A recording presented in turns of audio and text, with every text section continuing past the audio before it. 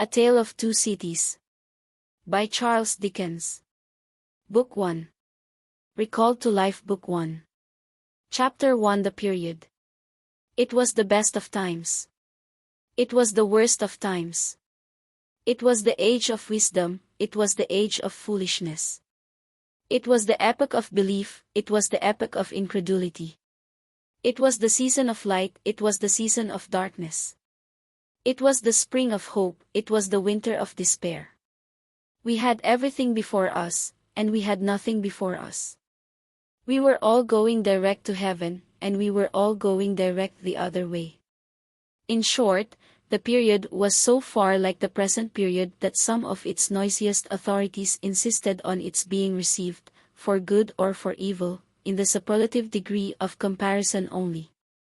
There were a king with a large jaw and a queen with a plain face on the throne of England. There were a king with a large jaw and a queen with a fair face on the throne of France. In both countries it was clearer than crystal to the lords of the state preserves of loaves and fishes that things in general were settled forever. It was the year of our Lord, 1775. Spiritual revelations were conceded to England at that favored period, as at this. Mrs. Southcott had recently attained her 25th blessed birthday, of whom a prophetic private in the Life Guards had heralded the sublime appearance by announcing that arrangements were made for the swallowing up of London and Westminster. Even the Cock Lane ghost had been laid only a round dozen of years after rapping out its messages. As the spirits of this very year last past, supernaturally deficient in originality, rapped out theirs, mere messages in the earthly order of events had lately come to the English crown and people from a congress of British subjects in America, which, strange to relate, have proved more important to the human race than any communications yet received through any of the chickens of the Cock Lane brood. France, less favored on the whole as to matters spiritual than her sister of the Shield and Trident, rolled with exceeding smoothness downhill, making paper money and spending it. Under the guidance of her Christian pastors, she entertained herself besides with such humane achievements as sentencing a youth to have his hands cut off, his tongue torn out with pincers, and his body burned alive, because he had not kneeled down in the rain to do honor to a dirty procession of monks which passed within his view, at a distance of some 50 or 60 yards. It is likely enough that rooted in the woods of France and Norway there were growing trees, when that sufferer was put to death, already marked by the woodman, Fate, to come down and be sawn into boards, to make a certain movable framework, with a sack and a knife in it, terrible in history. It is likely enough that in the rough outhouses of some tillers of the heavy lands adjacent to Paris there were sheltered from the weather that very day rude carts, bespattered with rustic mire, snuffed about by pigs, and roosted in by poultry, which the farmer, Death, had already set apart to be his tumbrils of the Revolution. But that woodman, and that farmer, though they work unceasingly, work silently, and no one heard them as they went about with muffled tread, the rather forasmuch as to entertain any suspicion that they were awake, was to be atheistical and traitorous. In England there was scarcely an amount of order and protection to justify much national boasting.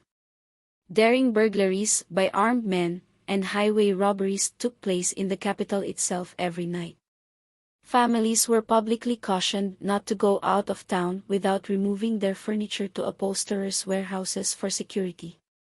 The highwayman in the dark was a city tradesman in the light, and being recognized and challenged by his fellow tradesmen, whom he stopped in the character of the captain, gallantly shot him through the head and rode away.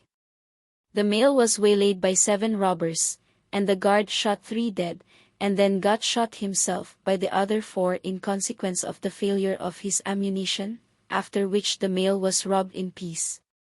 That magnificent potentate, the Lord Mayor of London, was made to stand and deliver on Turnham Green, by one highwayman, who despoiled the lustrous creature in sight of all his retinue.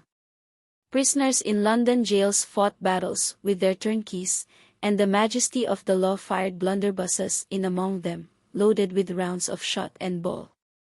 Thieves snipped off diamond crosses from the necks of noble lords at court drawing rooms. Musketeers went into St. Giles to search for contraband goods, and the mob fired on the musketeers, and the musketeers fired on the mob, and nobody thought any of these occurrences much out of the common way. In the midst of them the hangman, ever busy and ever worse than useless, was in constant requisition, now stringing up long rows of miscellaneous criminals, now hanging a housebreaker on Saturday who had been taken on Tuesday, now burning people in the hand at Newgate by the dozen, and now burning pamphlets at the door of Westminster Hall, today taking the life of an atrocious murderer, and tomorrow of a wretched pilferer who had robbed a farmer's boy of sixpence. All these things, and 1,000 like them, came to pass in and close upon the dear old year 1775. Environed by them, while the woodman and the farmer worked unheeded, those two of the large jaws and those other two of the plain and fair faces, trod with stir enough, and carried their divine rights with a high hand. Thus did the year 1775 conduct their greatnesses, and myriads of small creatures, the creatures of this chronicle among the rest, along the roads that lay before them. Book 1. Chapter 2. The Mail. It was the Dover Road that lay, on a Friday night, late in November, before the first of the persons with whom this history has business. The Dover Road lay, as to him, beyond the Dover Mail, as it lumbered up Shooter's Hill. He walked uphill in the mire by the side of the mail, as the rest of the passengers did, not because they had the least relish for walking exercise, under the circumstances, but because the hill, and the harness, and the mud, and the mail, were all so heavy that the horses had 3 times already come to a stop, besides once drawing the coach across the road with the mutinous intent of taking it back to Blackheath. Reins and whip, and coachman and guard, however, in combination, had read that article of war which forbade a purpose otherwise strongly in favor of the argument, that some brute animals are endued with reason, and the team had capitulated, and returned to their duty. With drooping heads and tremulous tails they mashed their way through the thick mud, floundering and stumbling between whiles, as if they were falling to pieces at the larger joints. As often as the driver rested them and brought them to a stand, with a wary wo-ho, so ho, then. The near leader violently shook his head and everything upon it, like an unusually emphatic horse, denying that the coach could be got up the hill. Whenever the leader made this rattle, the passenger started, as a nervous passenger might, and was disturbed in mind. There was a steaming mist in all the hollows, and it had roamed in its forlornness up the hill like an evil spirit, seeking rest and finding none. A clammy and intensely cold mist, it made its slow way through the air in ripples that visibly followed and overspread one another, as the waves of an unwholesome sea might do. It was dense enough to shut out everything from the light of the coach lamps but these its own workings, and a few yards of road, and the reek of the laboring horses steamed into it, as if they had made it all. 2 other passengers, besides the one, were plodding up the hill by the side of the mail. All 3 were wrapped to the cheekbones and over the ears, and wore jack-boots. Not one of the 3 could have said, from anything he saw, what either of the other 2 was like, and each was hidden under almost as many wrappers from the eyes of the mind as from the eyes of the body of his 2 companions. In those days travelers were very shy of being confidential on a short notice, for anybody on the road might be a robber, or in league with robbers. As to the latter, when every posting-house and ale-house could produce somebody in the captain's pay, ranging from the landlord to the lowest table nondescript, it was the likeliest thing upon the cards. So the guard of the Dover Mail thought to himself that Friday night in November 1775, lumbering up Shooter's Hill as he stood on his own particular perch behind the mail, beating his feet and keeping an eye and a hand on the arm-chest before him, where a loaded blunderbuss lay at the top of 6 or 8 loaded horse pistols deposited on a substratum of cutlass. The Dover mail was in its usual genial position that the guard suspected the passengers suspected one another, and the guard, they all suspected everybody else, and the coachman was sure of nothing but the horses. As to which cattle he could with a clear conscience have taken his oath on the 2 testaments that they were not fit for the journey. "Whoa-ho," said the coachman. "So then, one more pull, and you're at the top, and be damned to you, for I have had trouble enough to get you to it." "Joe." "Hello," the guard replied. "What o'clock do you make it, Joe?" 10 minutes good past 11. "My blood," ejaculated the vexed coachman, "and not a top of shooters yet." "T.S. "Yeah. Get on with you." The emphatic horse, cut short by the whip in a most decided negative, made a decided scramble for it, and the 3 other horses followed suit. Once more the Dover mail struggled on, with the jackboots of its passengers squashing along by its side. They had stopped when the coach stopped, and they kept close company with it. If any one of the 3 had had the hardihood to propose to another to walk on a little ahead into the mist and darkness, he would have put himself in a fair way of getting shot instantly as a highwayman. The last burst carried the mail to the summit of the hill. The horses stopped to breathe again, and the guard got down to skid the wheel for the descent, and opened the coach door to let the passengers in. "T.S. Joe," cried the coachman in a warning voice, looking down from his box. "What do you say, Tom?" They both listened. "I say a horse at a canter coming up, Joe." "I say a horse at a gallop, Tom," returned the guard, leaving his hold of the door and mounting nimbly to his place. "Gentlemen, in the king's name, all of you." With this hurried adjuration he cocked his blunderbuss and stood on the offensive. The passenger booked by this history was on the coach step, getting in. The 2 other passengers were close behind him, and about to follow. He remained on the step, half in the coach and half out of it. They remained in the road below him. They all looked from the coachman to the guard, and from the guard to the coachman, and listened.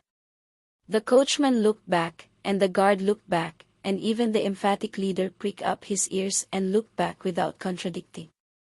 The stillness consequent on the cessation of the rumbling and laboring of the coach added to the stillness of the night made it very quiet indeed.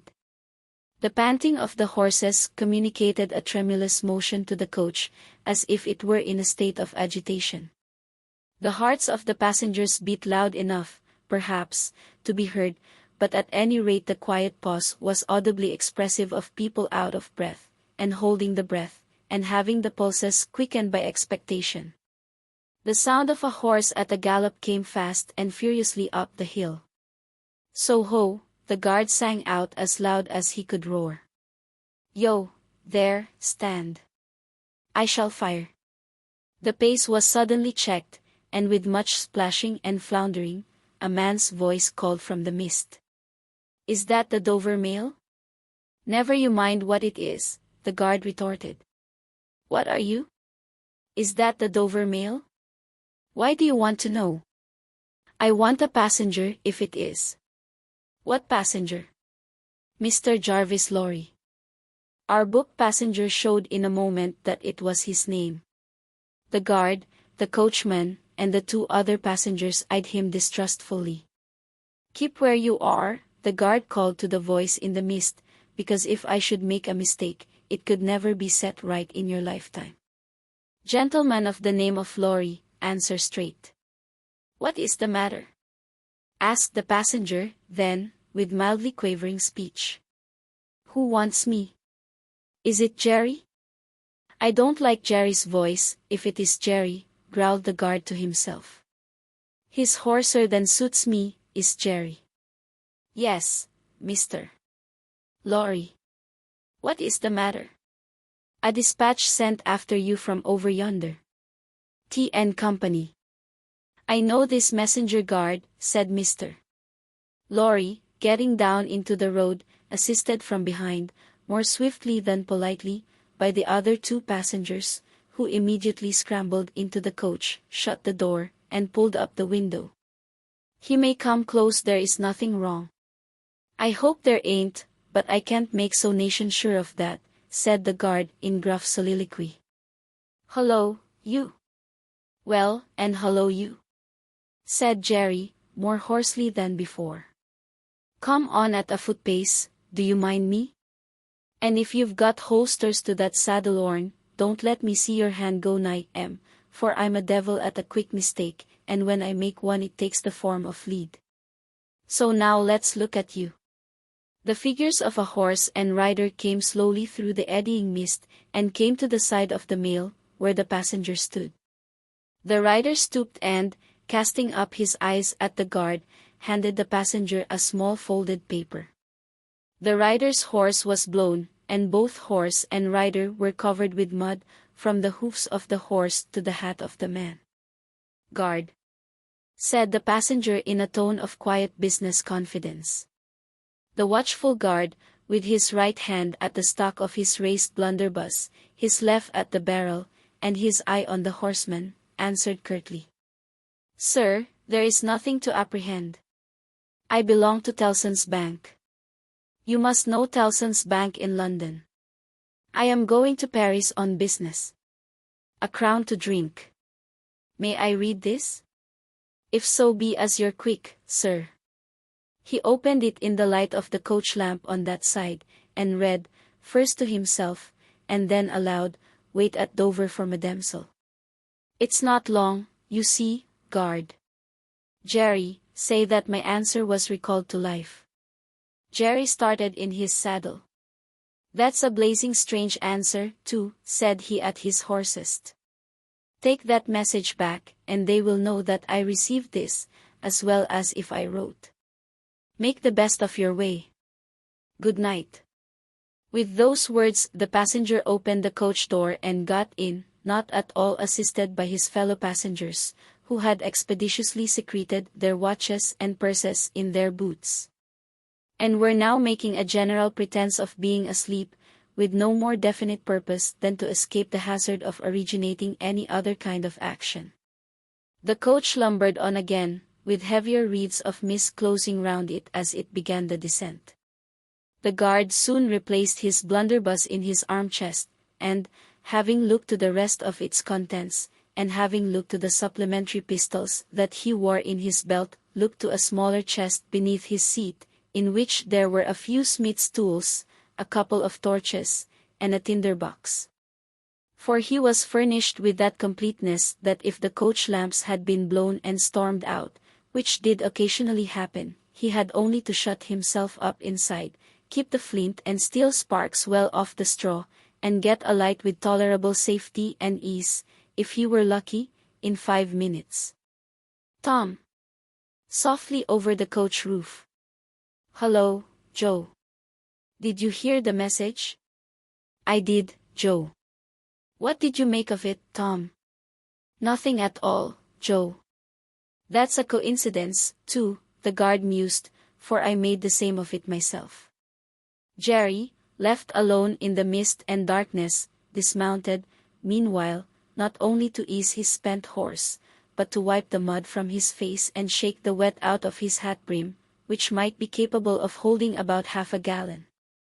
After standing with the bridle over his heavily splashed arm until the wheels of the mail were no longer within hearing, and the night was quite still again, he turned to walk down the hill. After that there galloped from Temple Bar, old lady. I won't trust your forelegs till I get you on the level, said this horse messenger, glancing at his mare. Recalled to life. That's a blazing strange message. Much of that wouldn't do for you, Jerry. I say, Jerry, you'd be in a blazing bad way if recalling to life was to come into fashion, Jerry.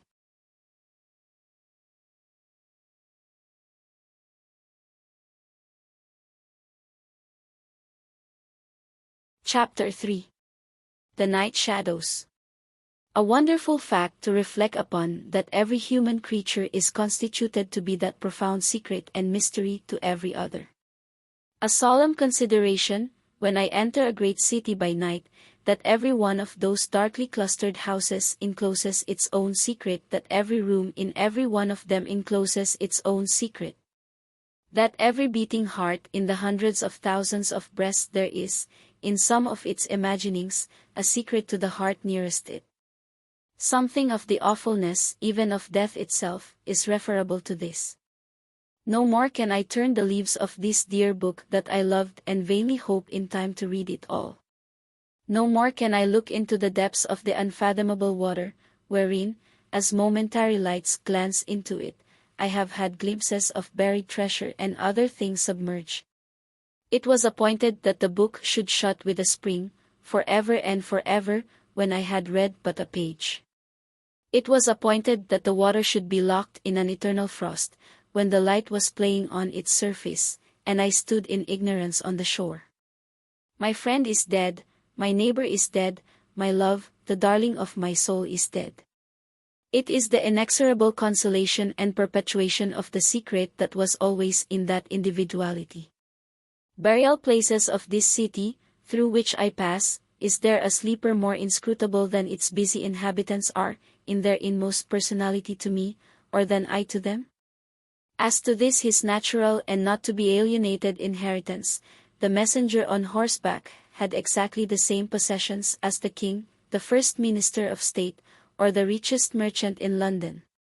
So, with the 3 passengers shut up in the narrow compasses of one lumbering old mail coach, they were mysteries to one another, as complete as if each had been in his own coach and 6, or his own coach and 60, with the breadth of a county between him and the next. The messenger rolled back at an easy trot, stopping, pretty often, at alehouses by the way to drink, but evincing a tendency to keep his own counsel, and to keep his hat cocked over his eyes. He had eyes that assorted very well with that decoration, being of a surface black, with no depth in the color or form, and much too near together, as if they were afraid of being found out in something, singly if they were kept too far apart. They had a sinister expression, under an old cocked hat, like a 3-cornered spittoon, and over a great muffler for the chin and throat, which descended nearly to the wearer's knees. When he stopped for a drink, he moved this muffler with his left hand, only while he poured his liquor in with his right. As soon as that was done, he muffled again. "No, Jerry, no," said the messenger, harping on one theme as he rode. "It wouldn't do for you, Jerry. Jerry, you're an honest tradesman. It wouldn't suit your line of business. Recall. Bust me if I don't think he'd been a drinkin'." His message perplexed his mind to that degree that he was fain several times to take off his hat and scratch his head. Except on the crown, which was raggedly bald, he had stiff black hair standing jaggedly all over it and growing downhill almost to his broad, blunt nose. It was so like Smith's work, so much like the top of a strongly spiked wall than a head of hair, that the best of players at leapfrog might have declined him as the most dangerous man in the world to go over. While he trotted back with the message he was to deliver to the night watchman in his box at the door of Tillison's Bank by Temple Bar, who was to deliver it to greater authorities within. The shadows of the night took such shapes to him as arose out of the message, and took such shapes to the mayor as he arose out of her private topics of uneasiness. They seemed to be numerous, for she shied at every shadow on the road. What time the mail coach lumbered, jolted, rattled, and bumped upon its tedious way, with its 3 fellow inscrutables inside, to whom, likewise, the shadows of the night revealed themselves in the form of their dozing eyes and wandering thoughts suggested. Tellson's Bank had run upon it in the mail, as the bank passenger, with an arm drawn through the leathern strap, which did what lay in it to keep him from pounding against the next passenger, and driving him into the corner, whenever the coach got a special jolt, nodded in his place, with half-shut eyes, the little windows, and the coach lamp dimly gleaming through them, and the bulky bundle of opposite passenger became the bank, and did a great stroke of business. The rattle of the harness was the chink of money. The more drafts were honored in 5 minutes than even Tellson's, with all its foreign and home connection ever paid in thrice the time. Then the strong rooms underground at Tellson's with such of their valuable stores and secrets as were known to the passenger, and it was not the little that he knew of them, opened before him, and he went in among them with the great keys and the feebly burning candle, and found them safe and strong and sound and still, just as he had last seen them.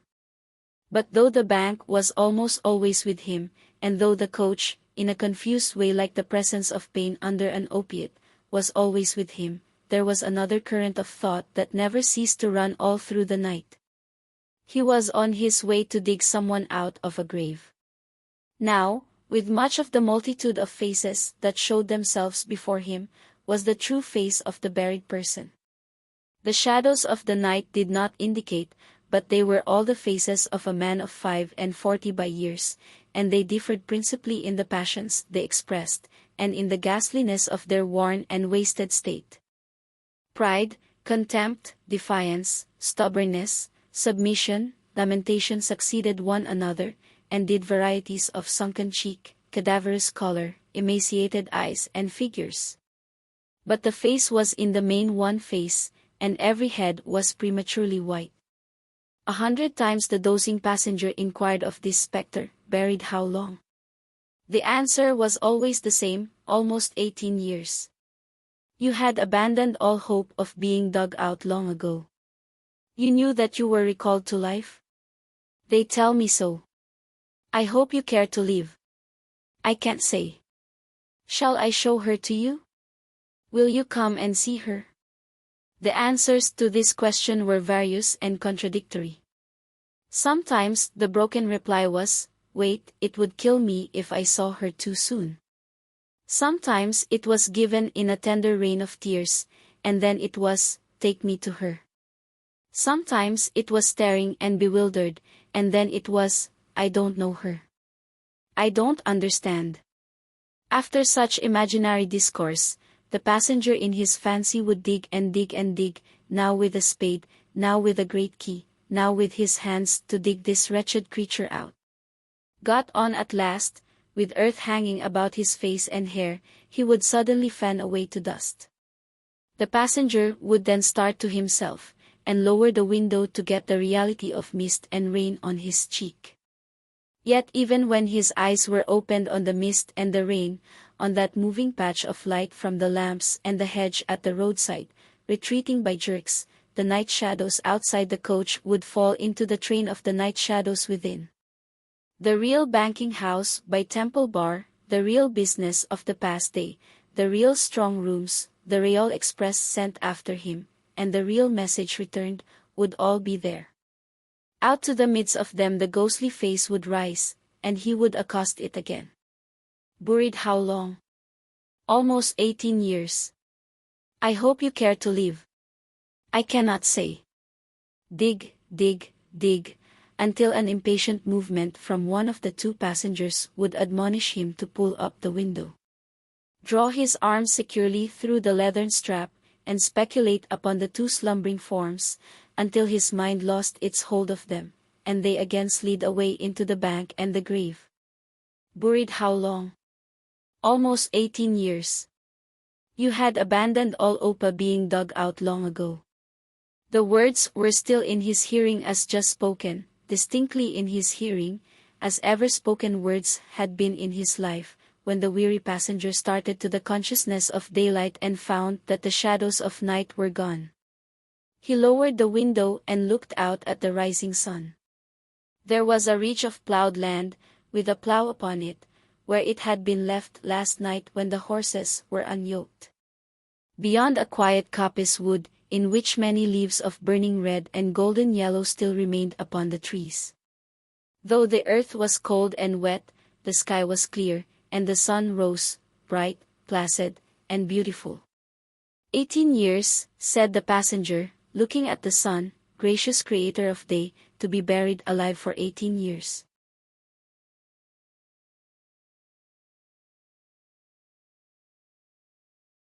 Chapter 4. The Preparation.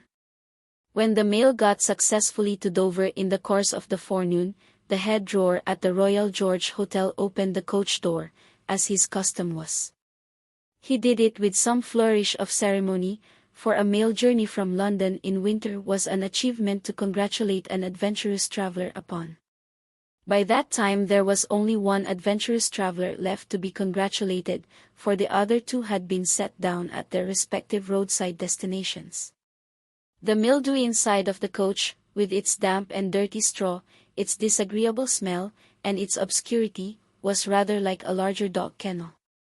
Mr. Lorry, the passenger, shaking himself out of it in chains of straw, a tangle of shaggy wrapper, flapping hat, and muddy legs, was rather like a larger sort of dog. "There will be a packet to Calais tomorrow, drawer?" "Yes, sir, the weather holds, and the wind sets tolerable fair. The tide will serve pretty nicely at about 2 in the afternoon, sir." "Bed, sir?" "I shall not go to bed until night, but I want a bedroom and a barber." "And then breakfast, sir?" "Yes, sir." "Atway, sir, if you please." "Show Concord."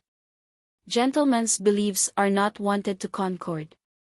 "Pull off the gentleman's boots in Concord."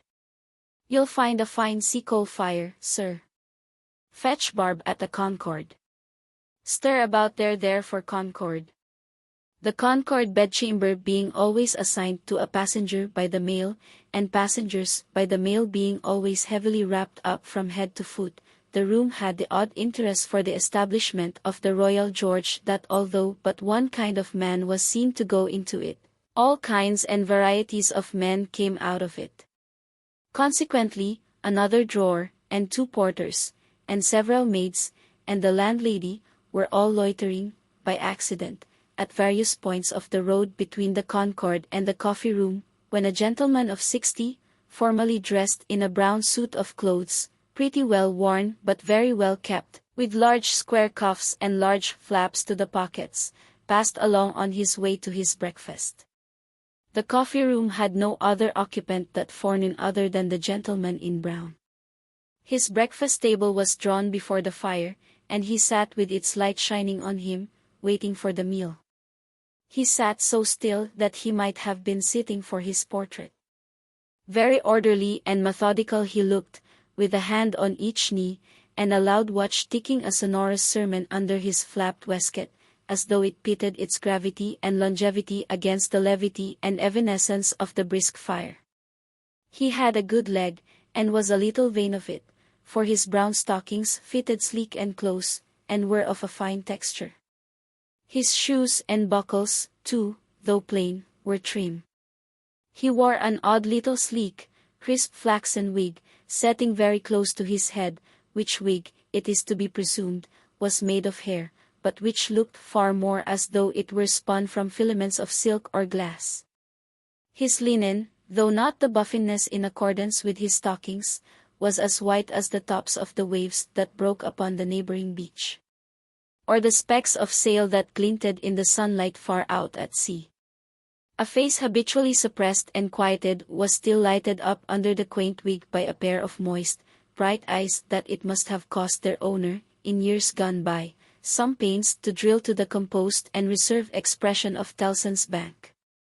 He had a healthy color in his cheeks, and his face, though lined, bore few traces of anxiety, but perhaps the confidential bachelor clerks in Tellson's Bank were principally occupied with the cares of other people, and perhaps second-hand cares, like second-hand clothes, came easily off and on. Completing his resemblance to a man who was sitting for his portrait, Mr. Lorry dropped off to sleep. The arrival of his breakfast roused him, and he said to the drawer, as he moved his chair to it, "I wish accommodation prepared for a young lady who may come here at any time today. She may ask for Mr.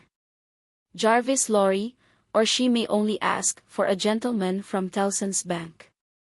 Please to let me know." "Yes, sir." "Tellson's Bank in London, sir?" "Yes. Yes, sir. We oftentimes the honor to entertain your gentlemen in their travelling backwards and forwards betwixt London and Paris, sir." Thus dealing of travelling, sir, in Tellson and Company's house? Yes, we are quite a French house, as well as an English one. Yes, sir. Not much in the habit of travelling yourself, I think, sir.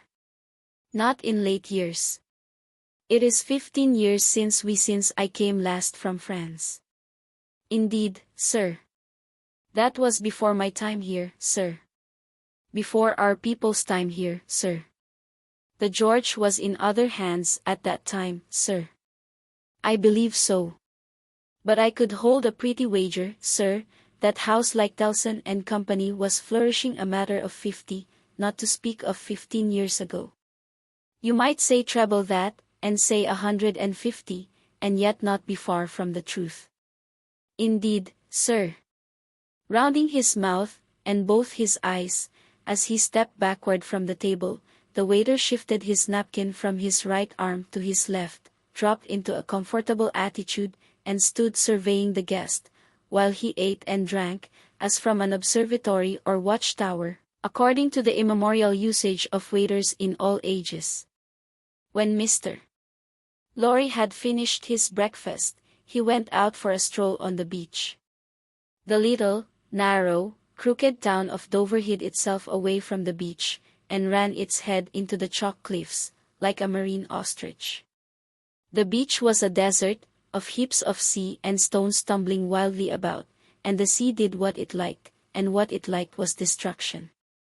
It thundered at the town, and thundered at the cliffs, and brought the coast down madly.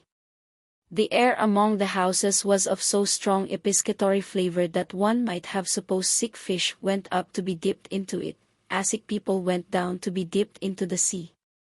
A little fishing was done in the port, and a quantity of strolling about by night and looking seaward, particularly at the times when the tide made and was near flood. Small tradesmen, who did no business whatever, sometimes unaccountably realized large fortunes, and it was remarkable that nobody in the neighborhood could endure a lamplighter. As the day declined into the afternoon, and the air which had been, at intervals clear enough to allow the French coast to be seen, became again charged with mist and vapor, Mr. Lorry's thoughts seemed to cloud too. When it was dark and he sat before the coffee-room fire awaiting his dinner, as he had awaited his breakfast, his mind was busily digging in the live red coals. A bottle of good claret after dinner does a digger in the red coals no harm, otherwise than, as it has a tendency to throw him out of work. Mr. Lorry had been idle a long time, and had just poured out his last glassful of wine with as complete an appearance of satisfaction as is ever to be found in an elderly gentleman of a fresh complexion who has got to the end of a bottle, when a rattling of wheels came up the narrow street and rumbled into the inn-yard. He set down his glass, untouched. "This is Mademoiselle," said he. In a very few minutes the waiter came in to announce that Miss Manette had arrived from London, and would be happy to see the gentleman from Tellson's. So soon? Miss Manette had taken some refreshment on the road, and required none then, and was extremely anxious to see the gentleman from Tellson's immediately, if it suited his pleasure and convenience. The gentleman from Tellson's had nothing left for it but to empty his glass with an air of stolid desperation, settle his odd little flaxen wig at his ears, and follow the waiter to Miss Manette's apartment. It was a large, dark room, furnished in a funereal manner with black horsehair, and loaded with heavy, dark tables. These had been oiled and oiled until the two tall candles on the table in the middle of the room were gloomily reflected on every leaf, as if they were buried in deep graves of black mahogany, and no light to speak of could be expected from them until they were dug out. The obscurity was so difficult to penetrate, that Mr. Lorry, picking his way over the well-worn Turkey carpet, supposed Miss Manette to be, for the moment, in some adjacent room, until, having got past the two tall candles, he saw, standing to receive him by the table between him and the fire, a young lady, of not more than 17, in a riding cloak, and still holding her straw travelling hat by its ribbon in her hand. As his eyes rested on a short, slight, pretty figure, a quantity of golden hair, a pair of blue eyes that met his own with an inquiring look, and the forehead with a singular capacity, remembering how young and smooth it was, of rifting and knitting itself into an expression that was not quite one of perplexity, or wonder, or alarm, or merely a bright fixed attention, though it included all four expressions. As his eyes rested on these things, a sudden vivid likeness passed before him, of a child whom he had held in his arms on a passage across that very channel one cold time, when the hail drifted heavily and the sea ran high. The likeness passed away. Like a breath along the surface of the gaunt pier glass behind her, on the frame which a hospital procession of Negro cupids, several headless and all cripples, were offering black baskets of Dead Sea fruit to black divinities of the feminine gender, and he made his formal bow to Miss Manette. "Pray take a seat, sir," in a very clear and pleasant young voice, a little foreign in its accent, but a very little indeed. "I kiss your hand, miss," said Mr. Lorry, with the manners of an earlier date, as he made his formal bow again, and took his seat. "I received a letter from the bank, sir, yesterday, informing me that some intelligence or discovery, the word is not material, miss, either word will do respecting the small property of my poor father, whom I never saw so long dead." Mr. Lorry moved in his chair, and cast a troubled look toward the hospital procession of Negro cupids, as if they had any help for anybody in their absurd baskets rendered it necessary that I should go to Paris, there to communicate with the gentleman of the bank, so good as to be dispatched to Paris of the purpose. Myself. As I was prepared to hear, sir. She curtsied to him. Young ladies made curtsies these days, with a pretty desire to convey to him that she felt how much older and wiser he was than she. He made her another bow. "I replied to the bank, sir, that it was considered necessary by those who know that, and who are so kind as to advise me, that I should go to France, and that as I am an orphan and have no friend who could go with me, I should esteem it highly if I might be permitted to place myself during the journey under that worthy gentleman's protection." The gentleman had left London, but I think a messenger was sent after him to beg the favor of his waiting for me here. "I was happy," said Mr. Lorry, "to be entrusted with the charge. I shall be more happy to execute it. Sir, I thank you indeed. I thank you very gratefully. It was told to me by the bank that the gentleman would explain to me the details of the business, and that I must prepare myself to find them of a surprising nature. I have done my best to prepare myself, and I naturally have a strong and eager interest to know what they are." "Naturally," said Mr. Lorry. "Yes, after a pause he added, again settling his crisp flaxen wig at the ears, "it is very difficult to begin." It did not begin, but in his indecision met her glance. The young forehead lifted itself into that singular expression, but it was pretty and uncharacteristic, besides being singular, and she raised her hand, as if with some involuntary action she caught at or stayed some passing shadow. "Are you quite a stranger to me, sir? Am I not?" Mr. Lorry opened his hands and extended them outwards with an argumentative smile between the eyebrows and just over the little feminine nose, the line of which was as delicate and fine as it could possibly be. The expression deepened itself as she took her seat thoughtfully in the chair by which she had determined to remain standing. He watched her as she mused, and, the moment she raised her eye again, went on. "In your adopted country, I presume, I cannot do better than address you as a young English lady, Miss Manette." "If you please, sir." "Miss Manette, I am a man of business.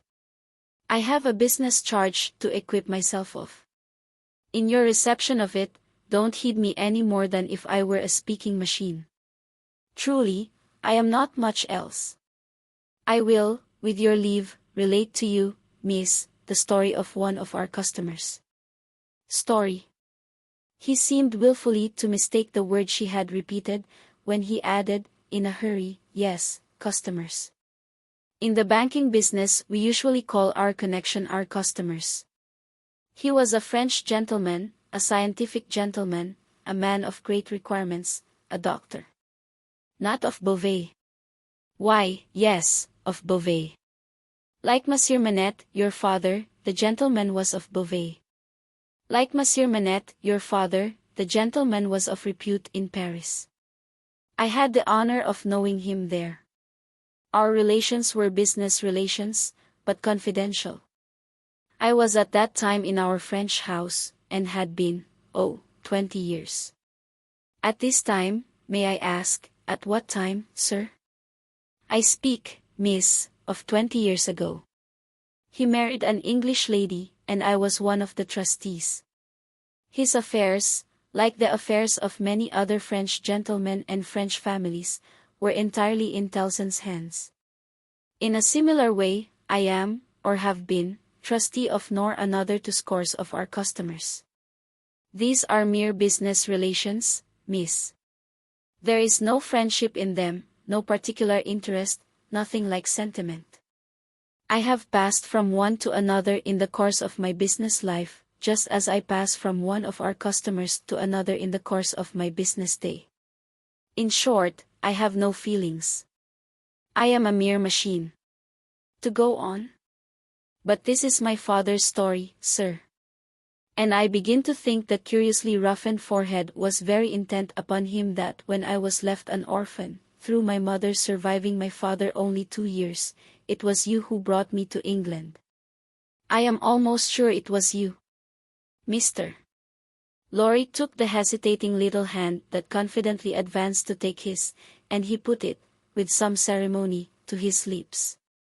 He then conducted the young lady straightway to the chair again, and, holding the chair back with his left hand, and using his right by turns to rub his chin, pull his wig at the ears, or point what he said, stood looking down into her face, while she sat looking up into his.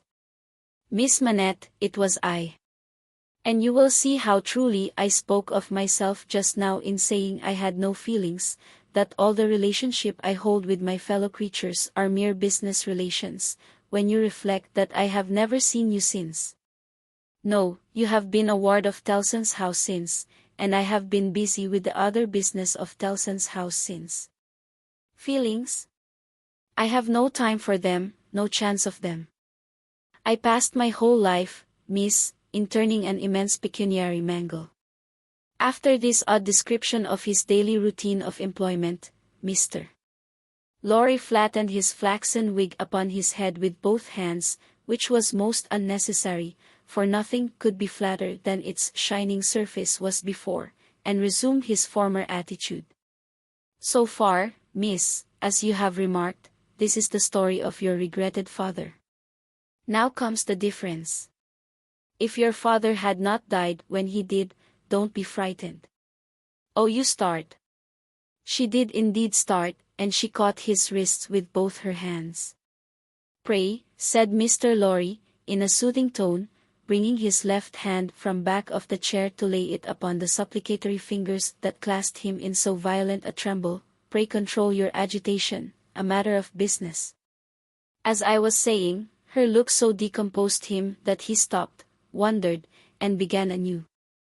As I was saying, if Monsieur Manette had not died, if he had not suddenly and silently disappeared, if he had not been spirited away, if it had not been difficult to guess to what dreadful place, though no art could trace him, if he had an enemy, and some compatriot, who could exercise a privilege, that I in my own time have known the boldest people afraid to speak of, in a whisper across the water there, for instance, the privilege of filling up blank forms with the consignment of any one to the oblivion of a prison for any length of time. If his wife had implored the king, the queen, the court, the clergy, for any tidings of him, and all quite in vain, then the history of your father would have been the history of this unfortunate gentleman, the doctor of Beauvais. I entreat you to tell me more, sir. I will. I am going to. Can you bear it? I can bear anything but the uncertainty you leave me in at this moment. You speak collectedly, and you are collected. That's good, though his manner was less satisfied than his words. A matter of business. Regard it as a matter of business. Business that must be done now.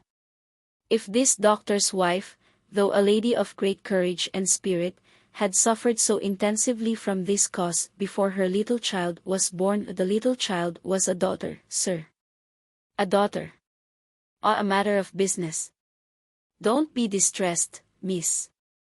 If the poor lady had suffered so intently before her little child was born that she came to the determination of sparing the poor child the inheritance of any part of the agony she had known the pains of, by rearing her in the belief that her father was dead. No, don't kneel. In heaven's name, why should you kneel to me? For the truth. Oh dear, good, compassionate sir, for the truth. Ah, a matter of business. You confuse me, and how can I transact business if I am confused? Let us be clear-headed. If you could kindly mention now, for instance, what 9 times 9 pence are, or how many shillings in 20 guineas, it would be so encouraging. I should be so much more at my ease about your state of mind. Without directly answering to this appeal, she sat so still then that when he had gently raised her, and the hands that had not ceased to clasp his wrists were so much more steady than they had been, that she communicated some reassurance to Mr. Jarvis Lorry. That's right. That's right. Courage. Business. You have business before you, useful business. Miss Manette, your mother took this course with you, and when she died, I believe broken-hearted, having never slackened her unavailing search for your father, she left you, at 2 years old, to grow to be blooming, beautiful, and happy, without the dark cloud upon you of living in uncertainty, where your father soon wore his heart out in prison, or wasted there through many lingering years. As he said the words, he looked down with an admiring pity on the flowing golden hair, as if he pictured to himself that it might have been already tinged with grey. You know that your parents had no great possession, and that what they had was secured to your mother and to you. There has been no new discovery of money, or any other property but. He felt his wrist held closer and he stopped. The expression in the forehead which had so particularly attracted his notice, and which was now immovable, had deepened into one of pain and horror. But he has been found. He is alive, greatly changed. It is too probable, almost a wreck. It is possible, though we will hope the best. Still, alive. Your father has been taken to the house of an old servant in Paris, and we are going there. To identify him, if I can to restore him to life, love, duty, rest, comfort. A shiver ran through her frame, and from it through his, she said in a low, distinct, awe-stricken voice, as if she were saying it in a dream. I am going to see his ghost. It will be his ghost, not him. Mr. Lorry quietly chafed the hands that held his arm. There, see now, see now. The best and the worst are known to you now. You are well on your way to the poor, wronged gentleman, and, with a fair sea voyage and a fair land journey, you will soon be at his dear side. She repeated, in the same tone, sunk to a whisper, I have been free. I have been happy, yet this ghost has never haunted me. Only one thing more, said Mr. Lorry, laying stress upon it as a wholesome means of enforcing her attentions. He has been found under another name. His own, long forgotten or long concealed. It would be worse than useless now to inquire which, worse than useless to seek to know whether he has been for years overlooked, or always designedly held prisoner. It would be worse than useless now to make any inquiries, because it would be dangerous. Better not to mention the subject anywhere, or in any way, and to remove him, for a while, at all events, out of France. Even I, safe as an Englishman, and even Tellson's, important as they are to French credit, avoid all naming of the matter. I carry about me not a scrap of writing openly referring to it. This is a secret service altogether. My credentials, entries, and memoranda are all comprehended in the one line recalled to life, which may mean anything. But what is the matter? She doesn't notice a word. Miss Manette. Perfectly still and silent, not even fallen back in her chair, she sat under his hand, utterly insensible, with her eyes open and fixed upon him, and with that last expression looking as if were carved or branded on her forehead. South close was her hold upon his arm that he feared to detach himself, lest he should hurt her. Therefore he called out loudly for assistance without moving. A wild-looking woman, whom, even in his agitation, Mr. Lorry observed to be all of a red color, and to have red hair, and to be dressed in some extraordinarily tight-fitting fashion, and to have on her head the most wonderful bonnet, like a grenadier wooden measure, and good measure, too, or a great Stilton cheese, came running into the room in advance of the inn-servants, and soon settled the question of his detachment from the poor young lady by laying a brawny hand upon his chest and sending him flying back against the nearest wall. I really think this must be a man, was Mr. Lorry's breathless reflection, simultaneously with his coming up against the wall. Why, look at you all! Bawled this figure, addressing the inn-servants. Why don't you go and fetch things, instead of standing there staring at me? I am not so much to look at, am I? Why not you go and fetch the things? I'll let you know, if you don't bring smelling salts, cold water and vinegar. Quick, I will.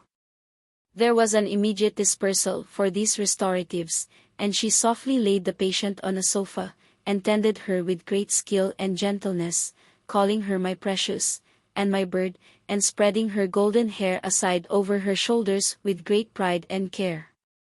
And you in brown, she said indignantly, turning to Mr. Lorry. Couldn't you tell her what you had to tell her without frightening her to death? Look at her, with a pretty pale face and her cold hands. Do you call that being a banker? Mr.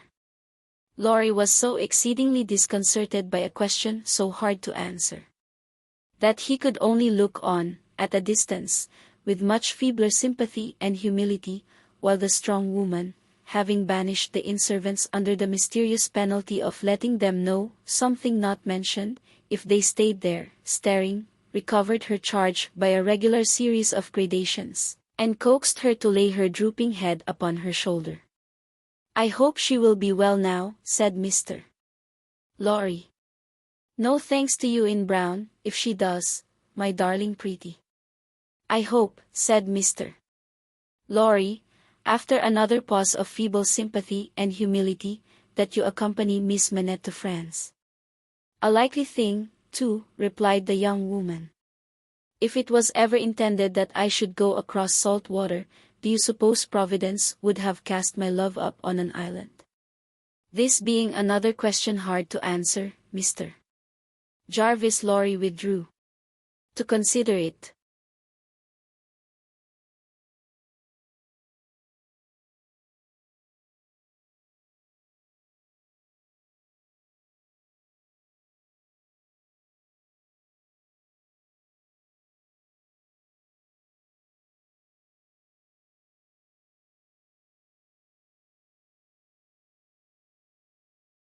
Chapter 5. The Wine Shop. A large cask of wine had been dropped and broken in the street. The accident had happened in getting it out of a cart. The cask had tumbled out with a run, the hoops had burst, and it lay on the stones just outside the door of the wine shop, shattered like a walnut shell. All the people within reach had suspended their business or their idleness to run to the spot and drink the wine. The rough, irregular stones of the street, pointing every way, and designed one might have thought expressly to lay more living creatures that approached them, had dammed it into little pools. These were surrounded each by its own jostling group or crowd, according to its size. Some men knelt down, made scoops of their 2 hands joined and sipped, or tried to help women who bent over their shoulders to sip, before the wine had all run out between their fingers. Others, men and women, dipped in the puddles with little mugs of mutilated earthenware, or even with handkerchiefs from women's heads, which were squeezed dry into infants' mouths. Others made small mud embankments to stem the wine as it ran. Others, directed by lookers-on, up at high windows, darted here and there to cut off little streams of wine that started away in new directions. Others devoted themselves to the sodden and lead-eyed pieces of the cask, licking and even champing the moister, wine-rotted fragments with eager relish. There was no drainage to carry off the wine, and not only did it all get taken up, but so much mud got taken up along with it, that there might have been a scavenger in the street, if anyone acquainted with it could have believed in such a miraculous presence. A shrill sound of laughter, and of amused voices, voices of men, women, and children, resounded in the street while this wine game lasted. There was little roughness in it, in the sport, and much playfulness. There was a special companionship in it, an observable inclination on the part of every one to join some other one, which led, especially among the luckier or lighter-hearted, to frolicsome embraces, drinking of healths, shaking of hands, and even joining of hands, and dancing, a dozen together.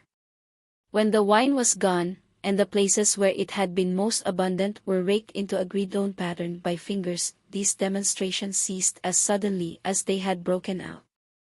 The man who had left his saw sticking in the firewood he was cutting set it in motion again.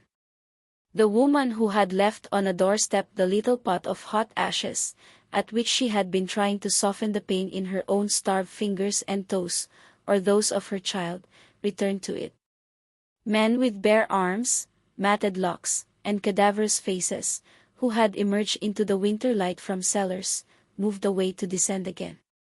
And a gloom gathered on the scene that appeared more natural to it than sunshine. The wine was red wine, and had stained the ground of the narrow St. in the suburb of Saint Antoine in Paris, where it was spilled. It had stained many hands too, and many faces, and many naked feet and many wooden shoes. The hands of the man who sawed the wood left red marks on the billets, and the forehead of the woman who nursed her baby was stained with the stain of the old rag she wound about her head again. Those who had been greedy with the stays of the cask had acquired a tigerish smear about the mouth, and one tall joker, so besmirched, his head more out of a long, squalid bag of a nightcap than in it, scrawled upon a wall with his finger dipped in muddy, wine knees. Blood. The time was to come when that wine, too, would be spilt on the street stones, and when the stain of it would be read upon many there. And now that the cloud had settled on St. Antoine, which a momentary gleam had driven from his sacred countenance, the darkness of it was heavy. Cold, dirt, sickness, ignorance, and want were the lords in waiting on the saintly presence nobles of great power, all of them. But most especially the last. Samples for people that had undergone a terrible grinding and regrinding in the mill, and certainly not in the fabulous mill which ground old people young, shivered at every corner, passed in and out of every doorway, looked from every window, fluttered in every vestige of a garment that the wind shook. The mill which had worked them down was the mill that grinds young people old. The children had ancient faces and grave voices. And upon them, and upon the grown faces, and ploughed into every furrow of age and coming up afresh, was the sign hunger. It was prevalent everywhere. Hunger was pushed out of the tall houses, in the wretched clothing that hung upon poles and lines. Hunger was patched into them with straw and rag, and wood and paper. Hunger was repeated in every fragment of the small modicum of firewood that the man sawed off. Hunger stared down from the smokeless chimneys, and started up from the filthy street that had no offal among its refuse of anything to eat. Hunger was the inscription on the baker's shelves, written in every small loaf of his scanty stock of bad bread, at the sausage shop, in every dead dog preparation that was offered for sale.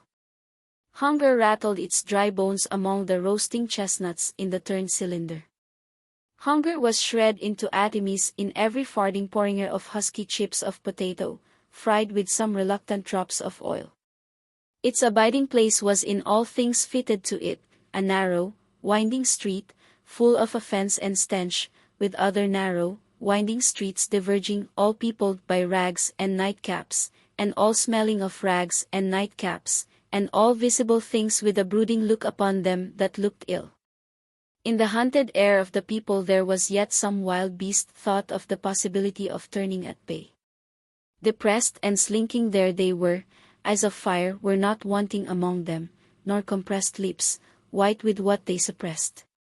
Nor foreheads knitted into the likeness of the gallows rope they mused about enduring, or inflicting. The trade signs and they were almost as many as the shops were all grim illustrations of want. The butcher and the porkman painted up only the leanest scrags of meat, the baker the coarsest of meager loaves, the people rudely pictured as drinking in the wine shops, croaked over their scanty measures of thin wine and beer, and were gloweringly confidential together. Nothing was represented in a flourishing condition save tools and weapons, but the cutler's knives and axes were sharp and bright, the smith's hammers were heavy, and the gunmaker's stock was murderous. The crippling stones of the pavement, with their many little reservoirs of mud and water, had no footways, but broke off abruptly at the doors.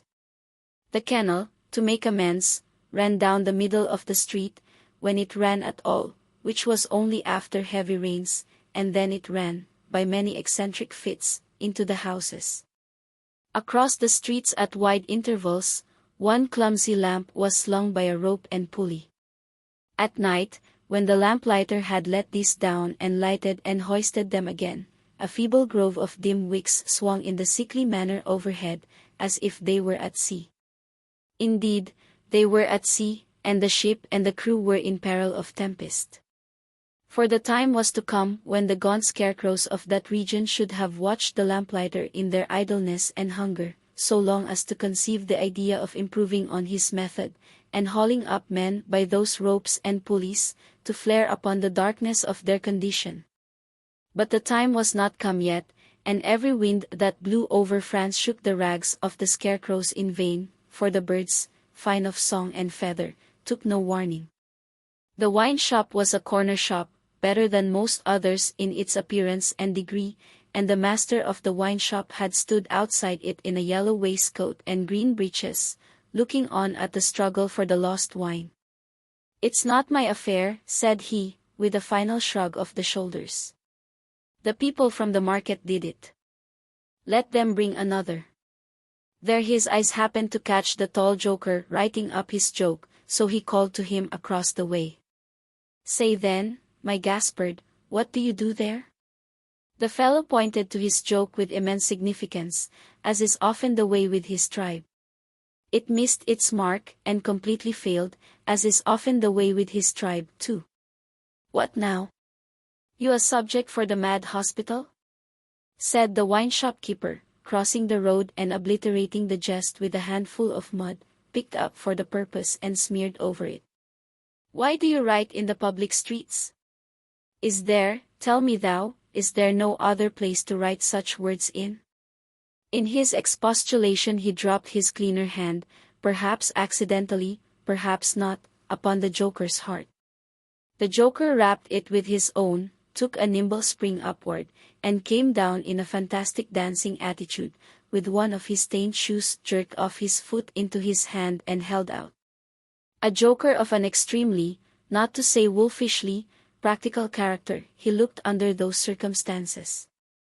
Put it on," said the other.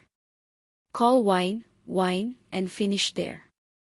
With that advice he wiped his soiled hand upon the joker's dress, such as it was, quite deliberately, as having dirt the hand on his account, and then recrossed the road and entered the wine shop.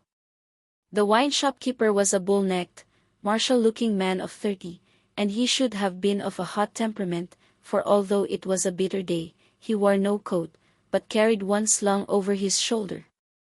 His shirt sleeves were rolled up, too, and his brown arms were bare to the elbows. Neither did he wear anything more on his head than his own crisply curling, short, dark hair. He was a dark man altogether, with good eyes and good bold breadth between them. Good-humored looking, on the whole, but implacable looking, too evidently a man of strong resolution and a set purpose. A man not desirable to be met rushing down a narrow pass with a gulf on either side, for nothing would turn the man. Madame Defarge, his wife, sat in the shop behind the counter as he came in.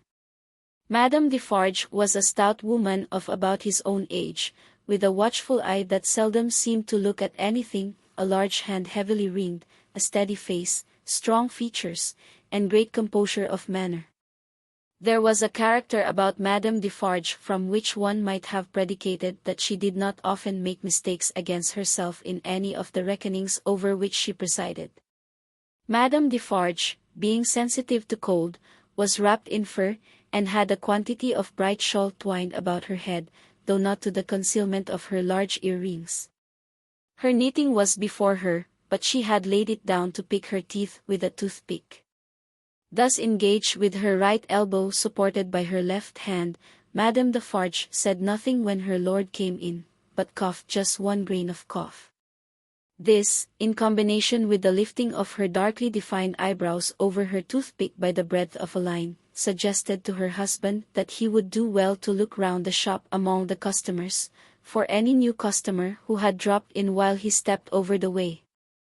The wine shopkeeper accordingly rolled his eyes about until they rested upon an elderly gentleman and a young lady, who were seated in a corner. Other company were there, 2 playing cards, 2 playing dominoes, 3 standing by the counter and lengthening out a short supply of wine. As he passed behind the counter he took notice that the elderly gentleman said in a look to the young lady, "This is our man." "What the devil do you do in that gallery there?" said Monsieur Defarge to himself. "I don't know you." But she feigned not to notice the 2 strangers, and fell into discourse with the triumvirate of customers who were drinking at the counter. "How goes it, Jacques?" said one of these 3 to Monsieur Defarge. "Is all the spilt wine swallowed?" "Every drop, Jacques," answered Monsieur Defarge. When this interchange of Christian names was effected, Madame Defarge, picking her teeth with her toothpick, coughed another grain of cough, and raised her eyebrows by the breadth of another line. "It is not often," said the second of the 3, addressing Monsieur Defarge, "that many of these miserable beasts know the taste of wine, or of anything but black bread and death. Is it not so, Jack?" "It is so, Jack," Monsieur Defarge returned. At this second interchange of the Christian name, Madame Defarge, still using her toothpick with profound composure, coughed another grain of cough, and raised her eyebrows by the breadth of another line. The last of the 3 now said his say as he put down his empty drinking vessel and smacked his lips. "Ah, so much the worse. A bitter taste it is, that such poor cattle always have in their mouths, and hard lives they live, Jacques. Am I right, Jacques?" "You are right, Jacques," was the response of Monsieur Defarge. The third interchange of the Christian name was completed at the moment when Madame Defarge put her toothpick by, kept her eyebrows up, and slightly rustled in her seat. "Hold, then, true," uttered her husband, "gentlemen, my wife."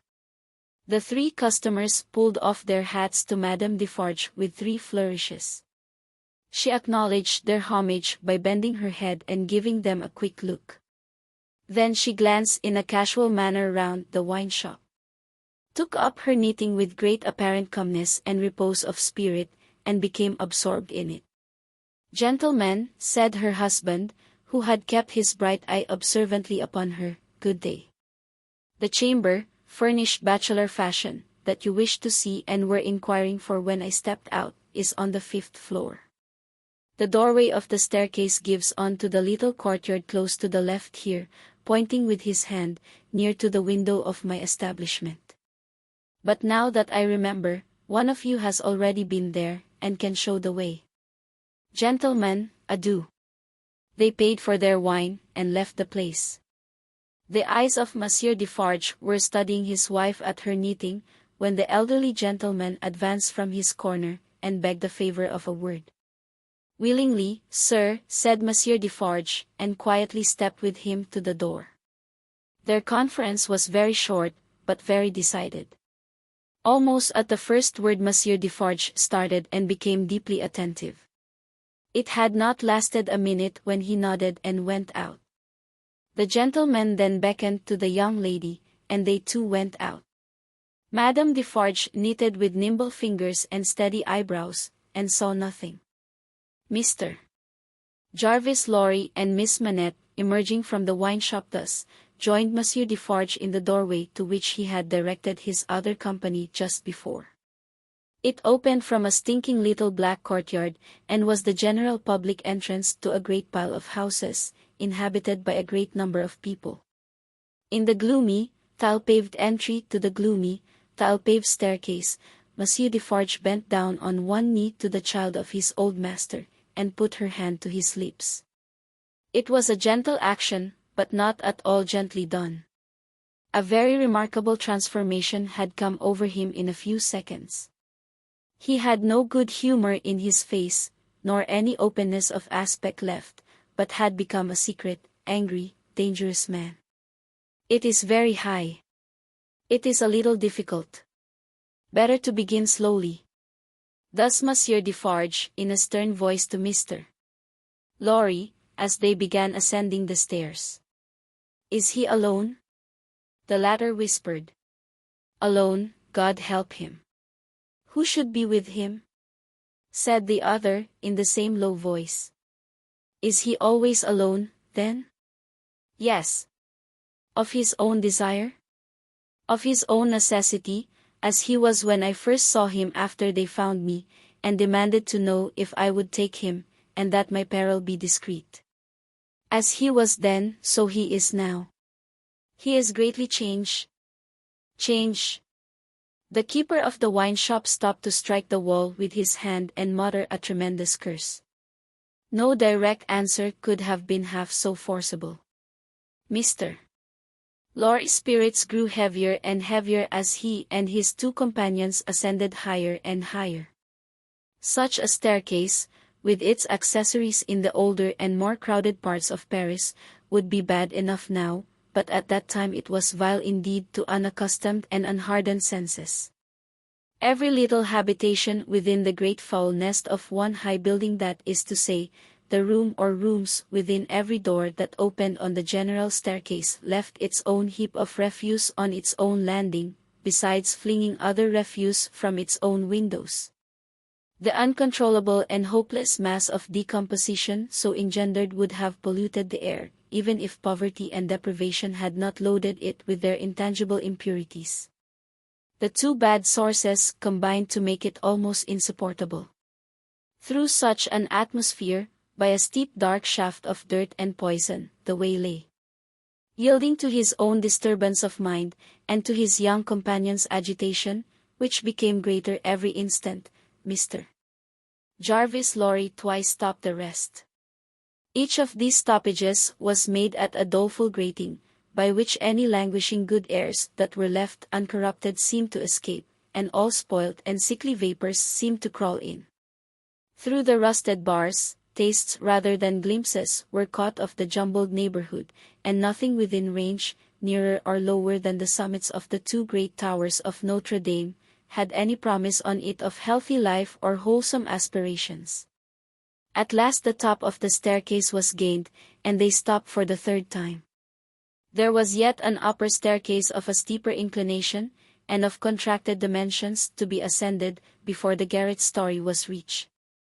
The keeper of the wine shop, always going a little in advance, and always going on the side which Mr. Lorry took, as though he dreaded to be asked any question by the young lady, turned himself about here, and, carefully feeling in the pockets of the coat he carried over his shoulder, took out a key. "The door is locked, then, my friend," said Mr. Lorry, surprised. Yes," was the grim reply of M. Defarge. "You think it necessary to keep the unfortunate gentleman so retired?" "I think it necessary to turn the key." M. Defarge whispered it closer in his ear and frowned heavily. Why? Why? Because he has lived so long locked up that he would be frightened, rave, tear himself to pieces, die, come to I know not what harm if his door was left open. Is it possible? Exclaimed Mr. Lorry. Is it possible? Repeated Defarge bitterly. Yes, and a beautiful world we live in when it is possible, and when many other such things are possible, and not only possible but done. Done, see you, under that sky there every day. Long live the devil. Let us go on. This dialogue had been held in so very low a whisper that not a word of it had reached the young lady's ears. But by this time she trembled under such strong emotion, and her face expressed such deep anxiety, and above all such dread and terror, that Mr. Lorry felt it incumbent on him to speak a word or two of reassurance. Courage, dear miss. Courage. Business. The worst will be over in a moment. It is but passing the room door, and the worst is over. Then all the good you bring to him, all the relief, all the happiness you bring to him, begin. Let our good friend here assess you on that side. That's well, friend Defarge. Come now. Business, business. They went up, slowly and softly. The staircase was short, and they were soon at the top. There, as it had an abrupt turn in it, they came all at once in sight of three men, whose heads were bent down close together at the side of a door, and who were intently peering into the room to which the door belonged, through some chinks or holes in the wall. On hearing footsteps close at hand, these three turned and rose, and showed themselves to be the three of one name who had been drinking in the wine shop. I forgot them in the surprise of your visit, explained Monsieur Defarge. Leave us, good boys, we have the business here. The three glided by, and went silently down. There appearing to be no other door on that floor than the keeper of the wine shop, going straight to this one when they were left alone, Mr. Lorry asked him in a whisper, with a little anger, do you make a show of Monsieur Manette? I show him in the way you have seen to a chosen few. Is that well? I think it is well. Who are the few? How do you choose them? I choose them as real men, of my name. Jacques is my name, to whom the sight is likely to do good. Enough. You're English. That's another thing. Stay there, if you please, a little moment.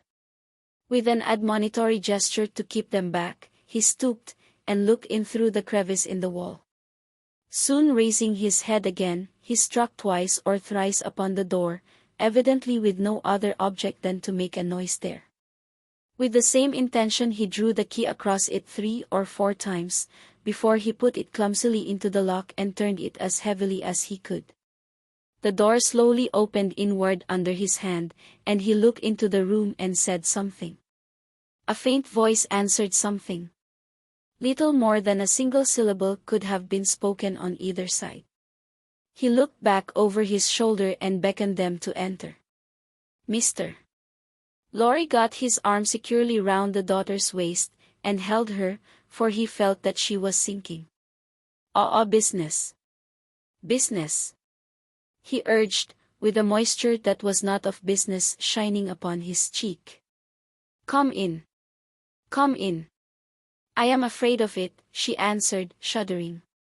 Of it? What? I mean of him. Of my father. Rendered in a manner desperate by her state and, by the beckoning of their conductor, he drew over his neck the arm that shook upon his shoulder, lifted her a little, and hurried her into the room. He set her down just within the door, and held her, clinging to him.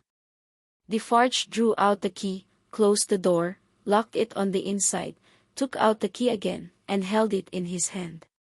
All this he did methodically, and with as loud and harsh an accompaniment of noise as he could make. Finally he walked across the room with a measured tread to where the window was. He stopped there and faced round. The garret, built to be a depository for firewood and the like, was dim and dark, for the window, of dormer shape, was in truth a door in the roof, with a little crane over it, for the hoisting up of stores from the street, unglazed and closing up the middle in two pieces, like any other door of French construction.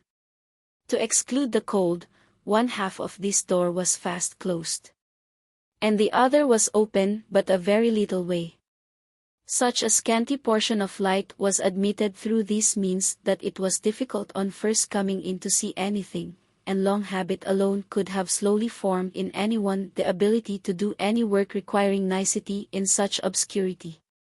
Yet work of that kind was being done in the garret, for with his back to the door, and his face towards the window, where the keeper of the wine shop stood looking at him, a white-haired man sat on a low bench, stooping forward, and very busy, making shoes.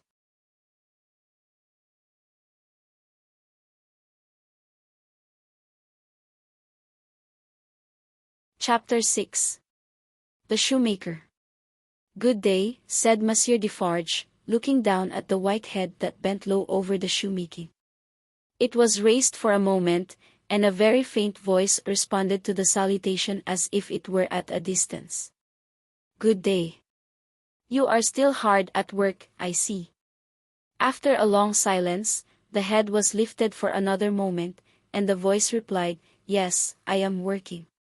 This time a pair of haggard eyes had looked at the questioner before the face had dropped again. The faintness of the voice was pitiable and dreadful. It was not the faintness of physical weakness, though confinement and hard fare no doubt had their part in it. Its deplorable peculiarity was, that it was the faintness of solitude and disuse. It was like the last feeble echo of a sound made long and long ago. So entirely had it lost the life and resonance of the human voice, that it affected the senses like a once beautiful color faded away into a poor weak stain. So sunken and suppressed it was, that it was like a voice underground. So expressive it was, of a hopeless and lost creature, that a famished traveler, wearied out by lonely wandering in a wilderness, would have remembered home and friends in such a tone before lying down to die. Some minutes of silent work had passed, and the haggard eyes had looked up again, not with any interest or curiosity, but with a dull mechanical perception beforehand that the spot where the only visitor they were aware of had stood was not yet empty. "I want," said Defarge, who had not removed his gaze from the shoemaker, "to let a little more light here." "You can bear a little more." The shoemaker stopped his work, looked with a vacant air of listening at the floor on one side of him, then similarly at the floor on the other side of him, then upward at the speaker. "What did you say?" "You can bear a little more light." "I must bear it, if you let it in," laying the palest shadow of a stress upon the second word. The open half-door was opened a little further, and secured at that angle for the time. A broad ray of light fell into the garret, and showed the workman with an unfinished shoe upon his lap, pausing in his labor. A few common tools and various scraps of leather were at his feet and on his bench. He had a white beard, raggedly cut, but not very long, a hollow face and exceedingly bright eyes. The hollowness and thinness of his face would have caused them to look large under his yet dark eyebrows, and his confused white hair, though they had really been otherwise. But they were naturally large, and looked unnaturally so. His yellow rags of shirt lay open at the throat, and showed his body to be withered and worn. He and his old canvas frock, and his loose stockings, and all his poor tatters of clothes, had in a long seclusion from direct light and air, faded to such a dull uniformity of parchment yellow, that it would have been hard to say which was which. He had put up a hand between his eyes and the light, and the very bones of it seemed transparent. So he sat with a steadfastly vacant gaze, pausing in his work. He never looked at the figure before him without first looking down on this side of himself, then on that, as if he had lost the habit of associating place with sound. He never spoke without first wondering in this manner and forgetting to speak. Are you going to finish that pair of shoes today? Asked Defarge, motioning to Mr. Lorry to come forward. What did you say? Do you mean to finish that pair of shoes today? I can't say that I mean to. I suppose so. I don't know. But the question reminded him of his work, and he bent over it again. Mr. Lorry came silently forward, leaving the daughter by the door. When he had stood for a minute or two by the side of Defarge, the shoemaker looked up. He showed no surprise at seeing another figure, but the unsteady fingers of one of his hands strayed to his lips as he looked at it. His lips and his nails were of the same pale lead color. And then the hand dropped to his work, and he once more bent over the shoe. The look and the action had occupied but an instant. You have a visitor, you see, said Mr. Defarge. What did you say? Here is a visitor. The shoemaker looked up as before, but without removing a hand from his work. Come, said Defarge. Here's Monsieur, who knows a well-made shoe when he sees one. Show him that shoe you are working at. Take it, Monsieur. Mr. Lorry took it in his hand. Tell Monsieur what kind of shoe it is and the maker's name. There was a longer pause than usual before the shoemaker replied, I forget what it was you asked me. What did you say? I said, couldn't you describe the kind of shoe from a shoe's information? It is a lady's shoe. It is a young lady's walking shoe. It is in the present mode.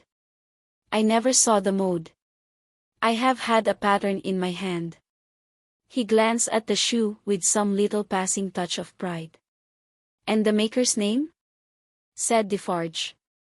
Now that he had no work to hold, he laid the knuckles of the right hand in the hollow of the left, and then the knuckles of the left hand in the hollow of the right, and passed a hand across his bearded chin, and so on, in regular changes, without a moment's intermission. The task of recalling him from the vagrancy into which he always sank when he had spoken, was like recalling some very weak person from a swoon, or endeavoring, in the hope of some disclosure, to stay the spirit of a fast-dying man. Did you ask me for my name? Assuredly I did. 105 North Tower. Is that all? 105 North Tower. With a weary sound that was not a sigh nor a groan, he bent to work again, until the silence was again broken.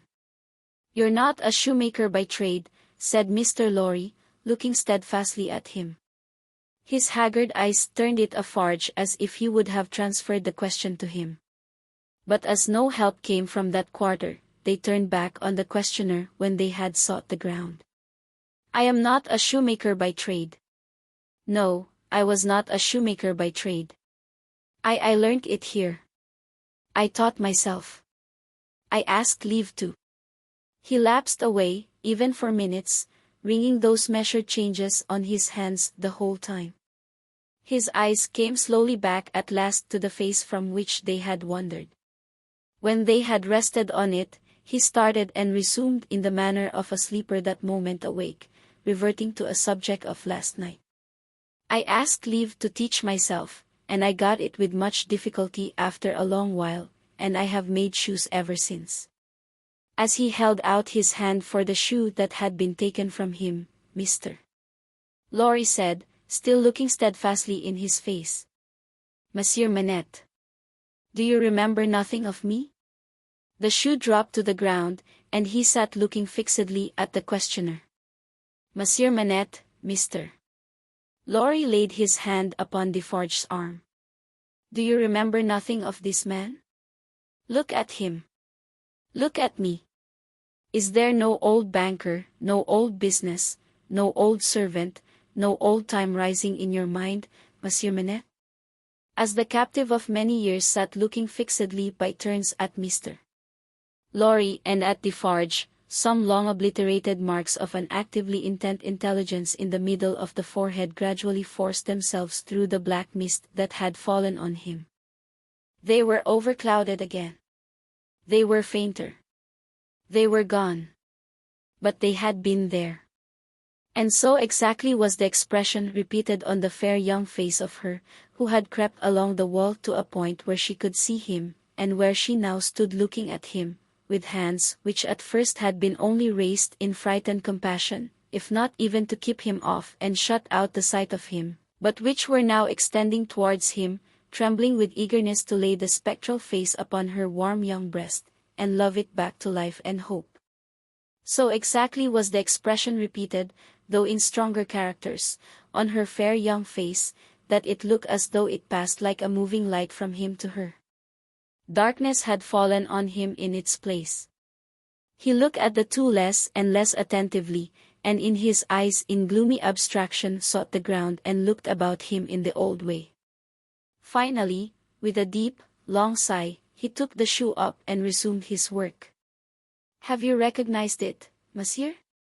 asked Lafarge in a whisper. "Yes, for a moment. At first I thought it quite hopeless. But I have unquestionably seen, for a single moment, the face that I once knew so well." "Hush! Let us draw farther back." "Hush!" She had moved from the wall of the garret, very near to the bench on which he sat. There was something awful in his unconsciousness of the figure that could have put out its hand and touched him as he stooped over his labor. Not a word was spoken, not a sound was made. She stood, like a spirit, beside him. And he bent over his work. It happened at length that he had occasion to change the instrument in his hand for his shoemaker's knife. It lay on that side of him which was not on the side on which she stood.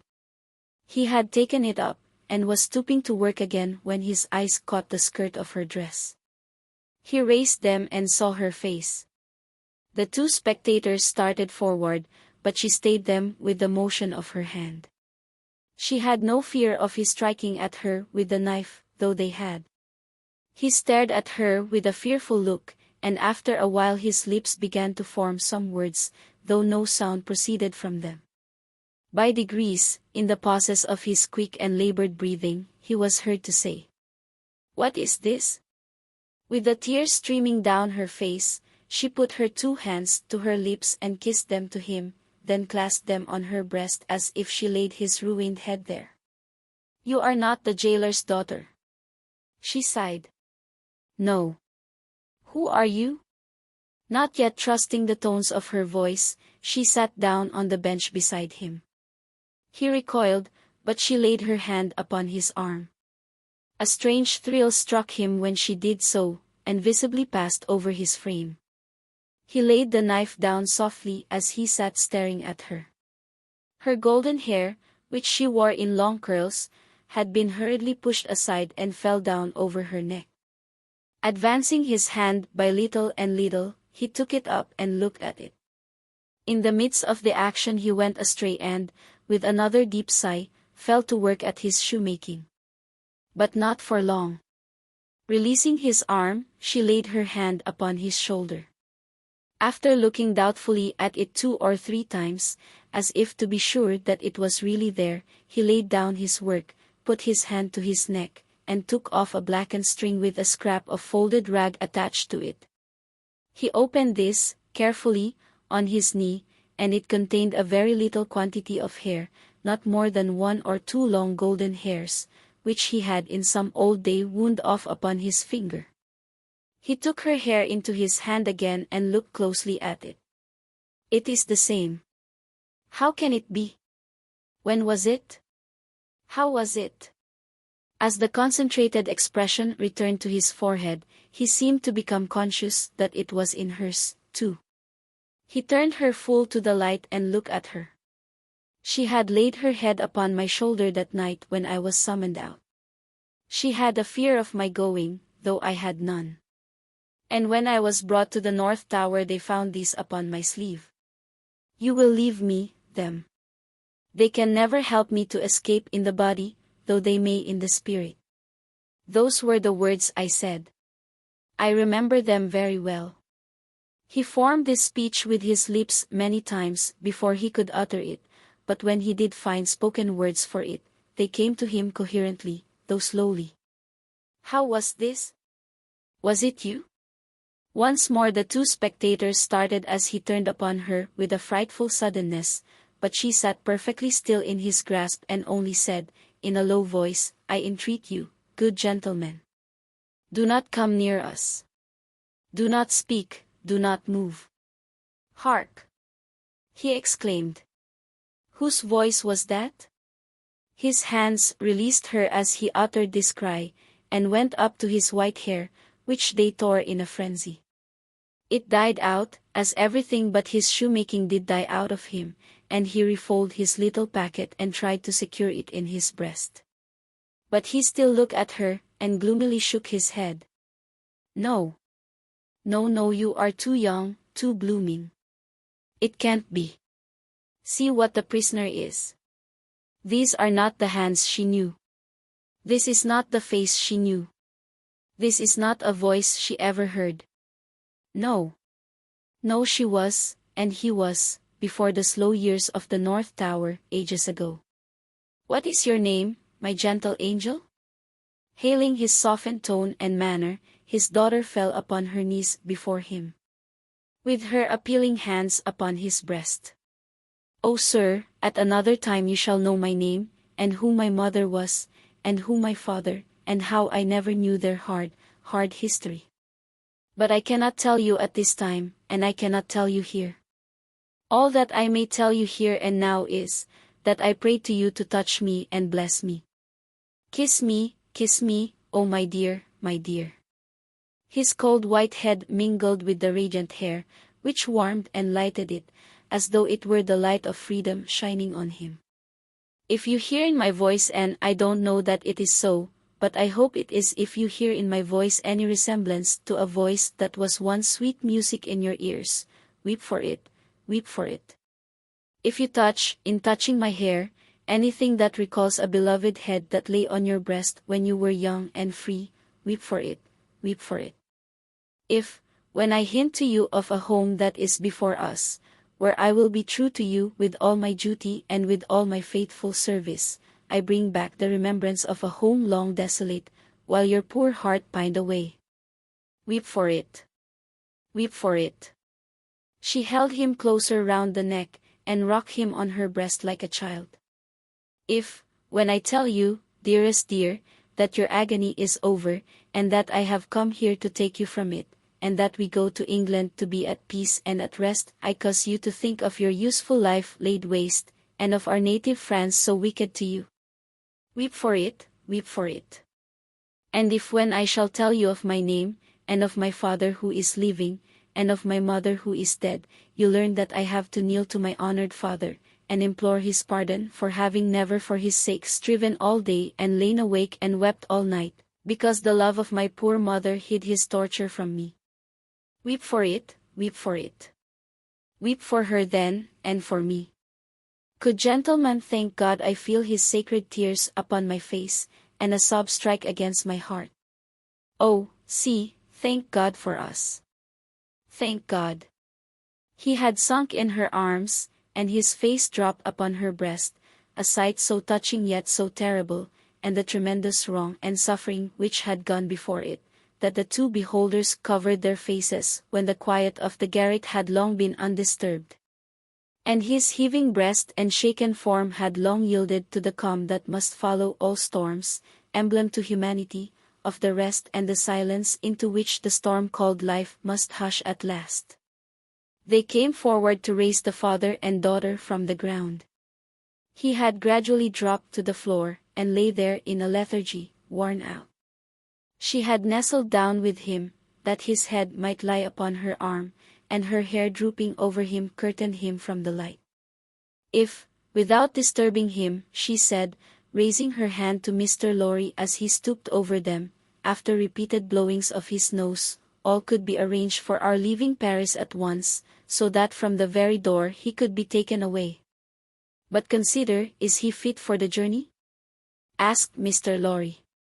More fit for that, I think, than to remain in this city so dreadful to him. It is true, said Defarge, who was kneeling to look on and hear. More than that, Monsieur Manette is, for all reasons, best out of France. Say, shall I hire a carriage and post horses?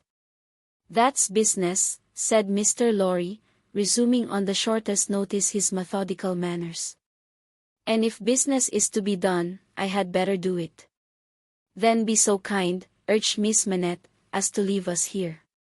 You see how composed he has become, and you cannot be afraid to leave him with me now. Why should you be? If you will lock the door to secure us from interruption, I do not doubt that you will find him, when you come back, as quiet as you leave him.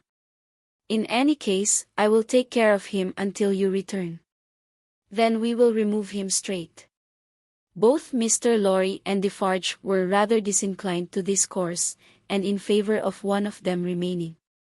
But as there were not only carriage and horses to be seen to, but travelling papers, and as time pressed for the day was drawing to an end, it came at last to their hastily dividing the business that was necessary to be done, and hurrying away to do it.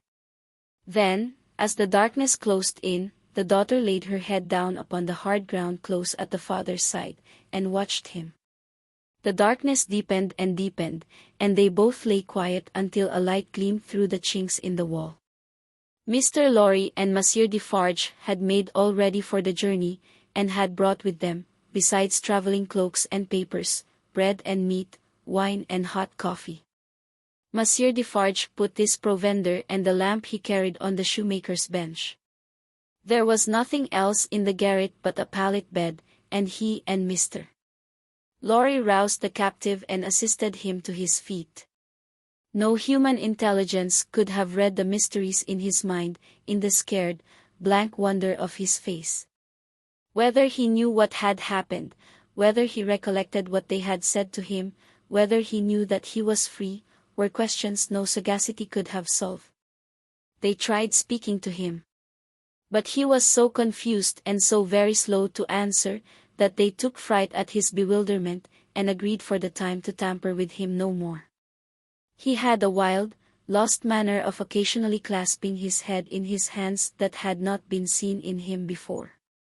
Yet he had some pleasure in the mere sound of his daughter's voice, and invariably turned to it when she spoke. In the submissive way of one long accustomed to obey under coercion, he ate and drank what they gave him to eat and drink, and put on the cloak and other wrappings that they gave him to wear. He readily responded to his daughter's drawing her arm through his, and took and kept her hand in both his own. They began to descend, Monsieur Defarge going first with the lamp, Mr. Lorry closing the little procession. They had not traversed many steps of the long main staircase when he stopped and stared at the roof and rounded the walls. You remember the place, my father? You remember coming up here? What did you say? But before she could repeat the question, he murmured an answer as if she had repeated it. Remember? No, I don't remember. It was so very long ago that he had no recollection whatever of his having been brought from his prison to that house was apparent to them. They heard him mutter, 105 North Tower. And when he looked about him, it was evidently for the strong fortress walls which had encompassed him. On their reaching the courtyard, he instinctively altered his tread, as being in expectation of a drawbridge, and when there was no drawbridge, and he saw the carriage waiting in the open street, he dropped his daughter's hand and clasped his head again. No crowd was about the door, no people were discernible at any of the many windows, not even a chance passer-by was in the street, and a natural silence and desertion reigned there. Only one soul was to be seen, and that was Madame Defarge, who leaned against the doorpost, knitting, and saw nothing. The prisoner had got into a coach, and his daughter had followed him, when Mr. Lorry's feet were arrested on the step by his asking, miserably, for his shoemaking tools and the unfinished shoes. Madame Defarge immediately called to her husband that she would get them, and went, knitting, out of the lamplight through the courtyard. She quickly brought them down and handed them in, and immediately afterwards leaned against the doorposts, knitting, and saw nothing. Defarge got upon the box, and gave the word, to the barrier. The postilion cracked his whip, and they clattered away under the feeble overswinging lamps. Under the overswinging lamps, swinging ever brighter in the better streets, and ever dimmer in the worse, and by lighted shops, gay crowds, illuminated coffee houses, and theater doors to one of the city gates. Soldiers with lanterns at the guard-house there. Your papers, travelers.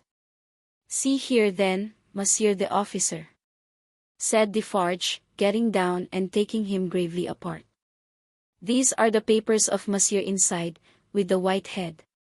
They were consigned to me, with him, he dropped his voice. There was a flutter among the military lanterns, and one of them being handed into the coach by an arm in uniform. The eyes connected with the arm looked, not an everyday or every night look, at monsieur with the white head. It is well. Forward, from the uniform. Adieu, from Defarge. And so, under a short grove of feebler and feebler overswinging lamps, out under the great grove of stars. Beneath that arch of unmoved and eternal lights, some so remote from this little earth, that the learned tell us it is doubtful whether their race have even yet discovered it, as a point in space where anything is suffered or done, the shadows of the night were broad and black. All through the cold and restless interval, until dawn, they once more whispered in the ears of Mr. Jarvis Lorry, sitting opposite the buried man who had been dug out, and wondering what subtle powers were forever lost to him, and what were capable of restoration, the old inquiry, "I hope you care to be recalled to life," and the old answer, "I can't say."